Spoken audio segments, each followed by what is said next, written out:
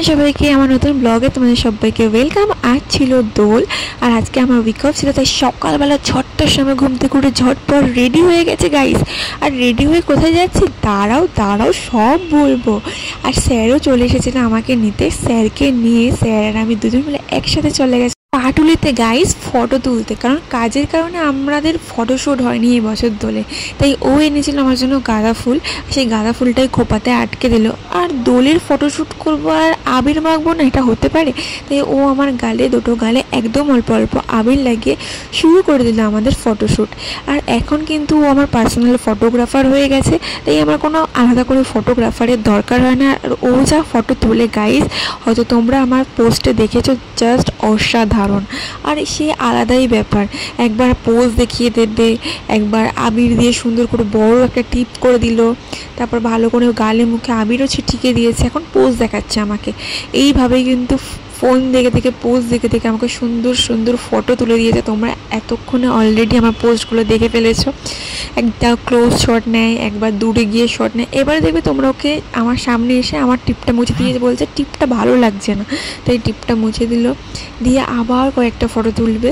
এরকমভাবেই কিন্তু আমার 1000টা ফটো তোলার পর ফাইনালি আমার পাশা ছবি পছন্দ হয়েছিল, আর সেটাই আমি এডিট করে ফেসবুকে আপলোড করেছি। মানে বুঝতে পারছো কোন লেভেলের ধৈর্য শক্তি থাকলে ছেলেটা আমার সাথে 10 বছর রয়ে গেল। মানে এমনই ধৈর্য শক্তি থাকতে হবে আমার লাইফ পার্টনারকে। তাই ঈশ্বর জেনে শুনে বুঝেই ছোটোবেলায় আমাকে আমার লাইফ পার্টনারকে চুজ করে দিয়েছে। সো গাইস, আমাদের ভিডিও করার ডান। কেন নিয়ে এসছো আমাকে? ওটাকে যাবো কি দেবে? না ই মামা কুন্তলটা শুধু বকা দেবে। কেন নিয়ে এসছো আমাকে এখানে বল? কালকে পয়সাতে নিয়ে যাইনি ময়দানে, তাই নিয়েও যায়নি তোমাকে। কেন নিয়ে যাওনি? কেন নিয়ে যাওনি? কি কেন নিয়ে যাওনি? কাজ ছিল, তোমার কাজ ছিল, আমার কাজ ছিল। কাজ আগে তারপরে সব। তারপর আমরা 1000টা ফটো ভিডিও তোলা কমপ্লিট করে সোজা চলে আসি বাড়িতে। আর বাড়িতে এসে আমি আর বাবু চলে গেছিলাম একটু মিষ্টি কিনতে, আর বোনও কিন্তু আমাদের সাথে গেছিলো, মিষ্টি কিনতে গেছিলাম। আর আমি বাড়ির জন্য কিনেছিলাম একটু অরুণ আইসক্রিম, আর ও কিনেছিল বাড়ির জন্য মিষ্টি আর দই।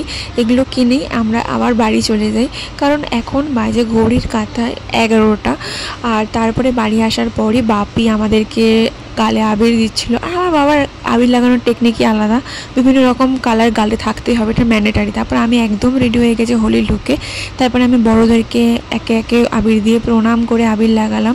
আর আমি কিন্তু আমার বাড়ির প্রত্যেকটা মেম্বারকেই পাই আবির দিয়ে প্রণাম করে, ছোটোদেরকে সবাইকে আবির দিয়ে তবেই আমার হোলি খেলা স্টার্ট করি প্রত্যেক বছরের মতো। আর এখানে আমার পিঙ্কি আমার বউ হয়ে গেছে, আর এখানে আমার বোনকেও আমি এখন বিয়ে করে নিতে চলেছি। দেখো যদেগং হৃদয়ং নামা তদস্তু হৃদয়ং তবা, তো বিয়ে হয়ে গেছে। এবার গেছিলাম বাবুকে রং মাখাতে, আর আমি অলরেডি দোলের লাড্ডু পেয়ে গেছিলাম, মানে সেটাই গপ গপ করে খাচ্ছিলাম। আর ওকে আবির মাখাতে গিয়ে দেখি দাদা এসেছে বাড়িতে, তাই আবার বাড়িতে রিটার্ন এসে দাদার কাছ থেকে আবির মাখলাম। গাইস, আমি কিন্তু দোল খেলেছি, আমি কিন্তু এখনও ভূত হইনি, বাট দাঁড়াও এখনও টুইস্ট বাকি আছে। প্রত্যেক বছর মতো এবছর আমরা গেছিলাম জয়নপুরের দিকে, তারপরে গেছিলাম দিদিভাইয়ের সাথে দেখা করতে। আর ওখানে গিয়েই জয়নপুরে আমরা কয়েকটা ভিডিও শ্যুট করেছিলাম, যেগুলো তোমরা অলরেডি দেখে ফেলেছো। আর দেখেছো গাইস, আমরা অলরেডি ভূত হয়ে গেছি, তারও রিজন আছে। দিদিভাই আর দাদাভাইয়ের সাথে আমাদের দেখা হয়ে গেছিলো, আর ওরা এসেছে আর আমরা ভূত হবো না, এটা তো হতেই পারে না।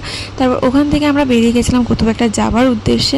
আর আজকে আমাদের সাথে ছিল আকাশদার বউ, আর দিদিভাই আর দাদাভাই, আমি, বাবু আর বোন। আমরা ছিলাম এই টোটাল 7 জন। আমরা গেছিলাম ওই চাম্পাহাটির ওদিকে কোনো একটা জায়গা, যেটার নাম আমি জানি না, কোথায় গেছিলাম আমি নিজেও জানি না জায়গাটার নাম। ওখানে গিয়ে আমরা অনেকক্ষণ আড্ডা মারি, অনেক ফটো ভিডিওস ক্লিক করি, দেন আমরা বাড়ির দিকে চলে আসি। আর বাড়িতে এসে আমি একদম ফ্রেশ হয়ে বসে পড়েছিলাম সোজা খাওয়া দাওয়া করতে।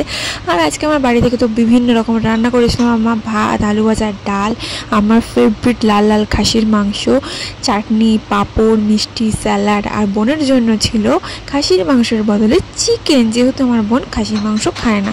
আর খাসির মাংস হয়েছে গাইস, আমি মানে এতটা পরিমাণে খাসির মাংস খেতে ভালোবাসি, তাই খাসির মাংস দিয়ে ভাত খেয়েছি, ডাল খাইনি। তারপরে আমি বসে পড়েছিলাম, কিছু আমার কেকের কাজ ছিল, কেকের কাজটা কমপ্লিট করলাম, করে রেস্ট নিয়ে রাত্রির বেলা এখন বাজে 11:30 গাইস। 11:30টার সময় বোন, আমি, বাপি, বাবু, মা সবাই মিলে গেছিলাম পাটুলিতে। পাটুলিতে যাওয়ার কিন্তু কোনো উদ্দেশ্য বা কারণ লাগে না, আমরা এমনিই পাটুলিতে হাওয়া খেতে চলে যাই রাত্রিবেলা করে। আর এখন 11:30 বাজে গাইস, আমরা গেছিলাম একটু পাটুলিতে বসে হাওয়া খাওয়া, গল্প করবো বলে। মানে কত প্রকারের মাথা খারাপ পাবলিক পৃথিবীতে থাকে, আমাদের না দেখলে কেউ বুঝতে পারবে না। আর আমার মাকে দেখো, এখন রাত্রির 12টার সময় মা খাচ্ছে ঘুটি গরম আর জল।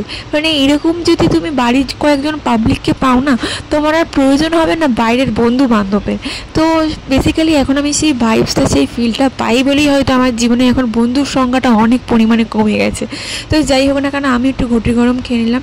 সো গাইস, আজকের মতো টাটা। এখন ঘুরতে বাজে একদম 1:00। তো আজকের দোলটা কিন্তু আমি দারুণ কাটালাম। তো এটা ছিল বাবুর সাথে আমার ফ্যামিলির ফার্স্ট দোল, আর খুব সুন্দরভাবে কাটালাম। তো আজকের মতো টাটা, দেখা হচ্ছে নতুন কোনো ব্লগে।